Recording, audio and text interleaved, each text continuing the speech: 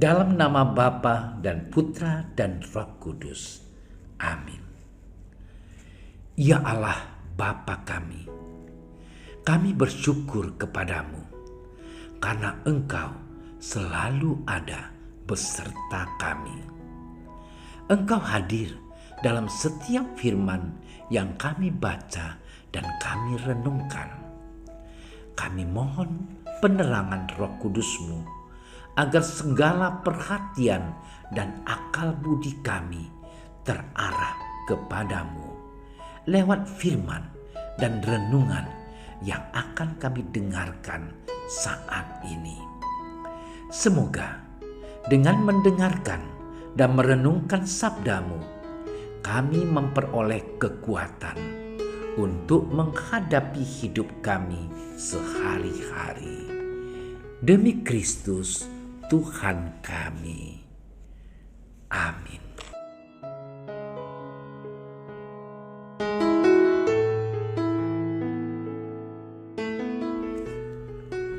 Pada waktu itu, Yesus mengutus murid-muridnya mewartakan Injil. Setelah menunaikan tugas itu, mereka kembali berkumpul dengan Yesus dan memberitahukan kepadanya semua yang mereka kerjakan dan ajarkan. Lalu ia berkata kepada mereka, "Marilah ke tempat yang sunyi, supaya kita sendirian, dan beristirahatlah seketika. Sebab memang begitu banyaknya orang yang datang dan yang pergi, sehingga makan pun mereka tidak sempat. Maka berangkatlah mereka untuk mengasingkan diri dengan perahu ke tempat yang sunyi. Tetapi pada waktu mereka bertolak, banyak orang melihat mereka dan mengetahui tujuan mereka. Dengan mengambil jalan darat, segeralah datang orang dari semua kota ke tempat itu, sehingga mendahului mereka. Ketika Yesus mendarat, ia melihat sejumlah besar orang banyak, maka tergeraklah hatinya oleh belas kasihan kepada mereka, karena mereka seperti domba yang tidak mempunyai gembala. Lalu mulailah ia mengajarkan banyak hal kepada mereka. Demikianlah Injil Tuhan.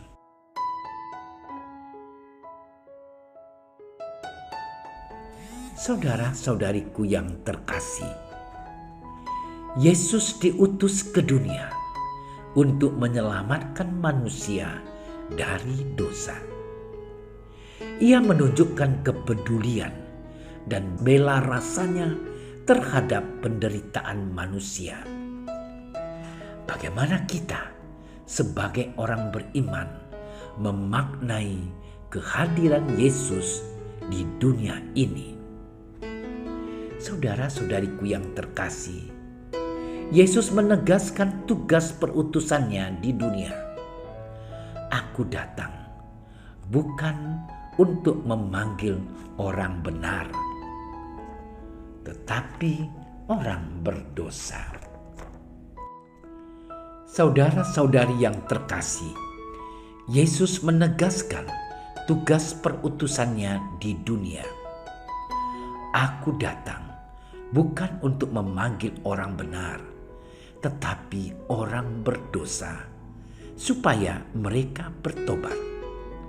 Lukas bab 5 ayat 32. Yesus ingin agar kabar gembira tentang kedatangan kerajaan Allah diketahui oleh semua orang, supaya semua orang bertobat, kembali kepada Allah, dan melaksanakan perintah-perintah Allah dalam hidup sehari-hari. Yesus tidak sendirian dalam mewartakan kabar gembira kepada semua orang. Ada banyak muridnya yang turut serta dengannya, mewartakan kabar gembira lewat pengajaran dan perbuatan-perbuatan baik. Belas kasih menggerakkan Yesus dan para murid untuk berjuang mewartakan kabar gembira, sekalipun raga manusiawi harus mengalami penderitaan, lapar, haus, hingga kurang beristirahat.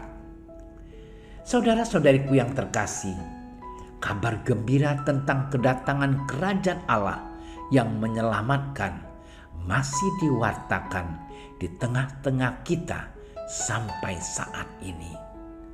Dalam situasi sulit akibat pandemi COVID-19, masih banyak orang yang dengan berbagai cara mewartakan kabar gembira kepada sesama lain, entah melalui tulisan di media sosial ataupun kegiatan amal bagi orang-orang yang membutuhkan pertolongan. Kita tahu bersama bahwa pandemi COVID-19 menimbulkan kesulitan ekonomi bagi hampir sebagian besar orang di seluruh dunia. Tidak sedikit orang yang terpuruk karena pemutusan kerja yang tiba-tiba, usaha yang macet, sulit beradaptasi dengan kebiasaan-kebiasaan baru seperti memakai masker, menjaga jarak aman, hingga larangan untuk berkumpul. Walaupun mengalami kesulitan, namun tidak sedikit orang yang rela untuk menolong sesamanya. Banyak orang mengorbankan harta miliknya yang tak seberapa untuk membantu sesama lain yang terpuruk.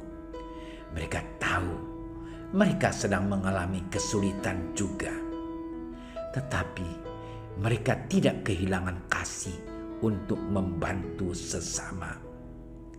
Pengorbanan yang dilakukan dengan tulus ikhlas dan dilandasi dengan belas kasih akan memberikan orang berkat yang melimpah dari Allah. Saudara-saudariku yang terkasih, marilah kita bersyukur kepada Tuhan karena di tengah kesulitan saat ini kita masih dapat menjumpai orang-orang baik di sekitar kita, keluarga, tetangga, kerabat, umat beriman, kawan, dan lain-lain. Banyak orang baik yang rela berkorban untuk membantu sesamanya yang juga ikut terpuruk. Inilah yang ditunjukkan oleh Yesus kepada murid-muridnya pada hari ini. Ini pula yang menginspirasi Santo Paulus Miki dan teman-temannya untuk mengorbankan diri mereka demi tersebarnya iman Katolik di wilayah Jepang. Terhadap teladan yang demikian, kita diundang untuk melakukan hal yang sama, rela berkorban untuk membantu sesama yang menderita. Kita diharapkan bisa meneladani Santo Paulus Miki dan kawan-kawan yang kita peringati pada hari ini. Saudara-saudariku yang terkasih, marilah kita membangun kepercayaan diri bahwa Allah yang terlebih dahulu menunjukkan kepada kita arti sebuah pengorbanan yang tulus untuk memperlengkapi kita dengan rahmat, untuk sanggup membantu sesama di tengah kesulitan hidup saat ini. Surat kepada orang Ibrani mengingatkan kita bahwa janganlah kamu lupa berbuat baik dan memberi bantuan, sebab kurban-kurban yang demikianlah yang berkenan kepada Allah. Apabila kita melakukannya, maka Tuhan, Sang Gembala baik, akan melimpahkan berkat kepada kita. Sebagaimana disebutkan oleh pemazmur, Ia membaringkan daku di padang rumput yang hijau. Ia membimbing aku ke air yang tenang dan menyegarkan jiwaku. Mazmur 23 ayat 2. Ya Allah, dalam rasa syukur atas teladan yang telah Kau tunjukkan kepada kami untuk rela berkorban bagi sesama yang menderita, kami memohon pertolongan Roh-Mu yang kudus, agar kami mampu mengikuti teladan yang sama dalam hidup sehari-hari, sebagaimana diteladankan oleh Yesus Kristus Putra-Mu, Tuhan dan pengantara kami. Amin. Terima kasih sudah menyaksikan renungan hari ini. Jangan lupa like, subscribe, dan aktifkan tombol loncengnya agar Anda yang pertama mendapatkan notifikasi updatean renungan harian dari Komsos Keuskupan Padang. Dan bagikan ke sosial media agar saudara-saudara kita dapat mendengarkan dan merenungkan firman Tuhan.